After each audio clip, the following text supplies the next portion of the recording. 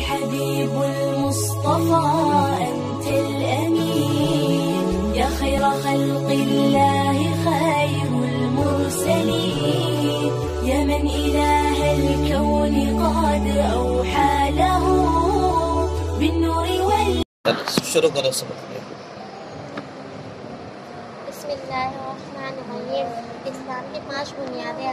عن عبداللہ بن عمر رضی اللہ عنہما ان رسول اللہ صلی اللہ علیہ وسلم قال بنی الاسلام علی 5 شہادۃ ان لا الہ الا اللہ وان محمدا عبدہ ورسولہ واقام الصلاۃ وایتاء الزکاۃ والحج وصوم رمضان۔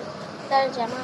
حضرت دیکھیے اس سے پہلے جو 2 سبق گزرے ہیں، پہلے سبق میں تو انسانی زندگی کے پہلو بتائے گئے تھے، اور اس کے بعد جو سبق تھا اس میں ایمان 3 چیزوں کا نام ہے، اس سے متعلق بحث ہوئی تھی۔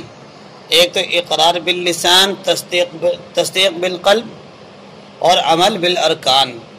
اس چیز کا نام تھا ایمان، یعنی دل سے تصدیق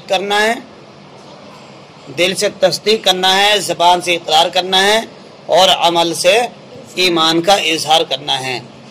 اس چیز کے اندر کسی بھی امام کا اختلاف نہیں، سب اس پر اتفاق ہیں کہ اگر تینوں چیزیں پائی جاتی ہیں کسی کے اندر تو سمجھ لو وہ کامل ایمان والا ہے۔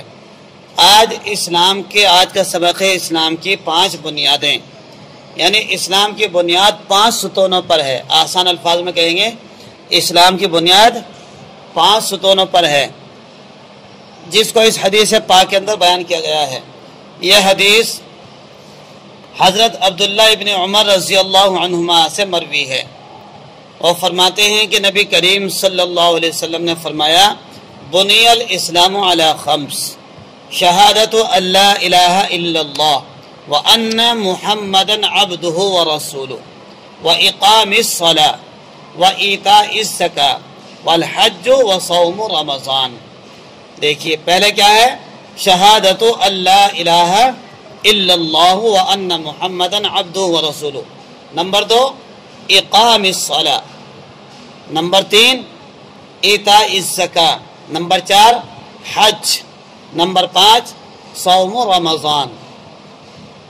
یعنی حضرت عبداللہ ابن عمر رضی اللہ عنہ فرماتے ہیں کہ رسول اللہ صلی اللہ علیہ وسلم نے ارشاد فرمایا کہ اسلام کی بنیاد 5 چیزوں پر ہے، یعنی اس بات کا دل سے گواہی دینا کہ اللہ کے سوا کوئی معبود نہیں، اور اس بات کی کہ محمد صلی اللہ علیہ وسلم اللہ کے بندے اور اس کے رسول ہیں، اور زبان سے بھی اس کا اقرار کرنا۔ نمبر 2 پر نماز کو قائم کرنا، نمبر 3 زکوٰۃ ادا کرنا، نمبر 4 بیت اللہ کا حج کرنا، نمبر 5 رمضان مبارک کے روزے رکھنا۔ یہ 5 ستون ہیں۔ ایسا کہہ لیں کہ اسلام کا ایک پیڑ ہے، اسلام ایک پیڑ ہے اور اس کے 5 ستون ہیں۔ گویا کہ جب چھت ڈال رہے ہیں، چھت یعنی ایک پردہ لٹکانا ہے، چاروں کونے پہ ہم نے اگر پائے کھڑا کر دیے تو اگر بیچ میں کھڑا نہ کیا تو وہ اوپر نہیں اٹھے گا، بلکہ بیچ میں سے لٹک جائے گا۔ تو ایسے ہی اگر ہم نے کلمہ طیبہ تو پڑھ لیا، اس بات کی گواہی دے دی کہ محمد صلی اللہ علیہ وسلم اللہ کے رسول ہیں اور اللہ ایک ہے، نماز نہیں پڑھی تو ایک پلر گر گیا، روزہ نہیں رکھا ایک پلر گر گیا، زکوٰۃ ادا نہیں کی ایک پلر گر گیا، بیت اللہ کا حج نہیں کیا اور اس کے اوپر اتنا مال ہے کہ وہ بیت اللہ کا حج کر سکتا ہے، تو اسلام کا ایک پلر اس نے گرا دیا، ایک ستون گر گیا، بنیاد ختم۔ اور اگر رمضان مبارک کے روزے رکھے تو سمجھ لو وہ صاحب ایمان نہیں، ایمان کا ڈھنڈورا پیٹنے والا ہے۔ جیسے کہ کل حدیث پاک کے اندر آیا تھا کہ عمل سے اظہار کرے، زبان سے اقرار کرے اور دل سے جانے۔ جب دل سے مانے گا تو زبان پر آئے گا، جب زبان پر آئے گا تو پھر عمل سے بھی اظہار کرے گا۔ اس نے کلمہ تو پڑھ لیا لا الہ الا اللہ محمد رسول اللہ، لیکن نماز نہیں پڑھتا، روزہ نہیں رکھتا، زکوٰۃ نہیں دیتا، حج نہیں کرتا بیت اللہ کا، اور رمضان مبارک کے روزے نہیں رکھتا، تو سمجھ لو اس کا کامل ایمان نہیں ہے، اگرچہ مومنوں کی فہرست میں مسلمانوں کے نام فہرست میں نام تو لکھا ہوا ہے۔ تو یہ 5 ستون ہیں، 5 ستون ہیں اسلام کے۔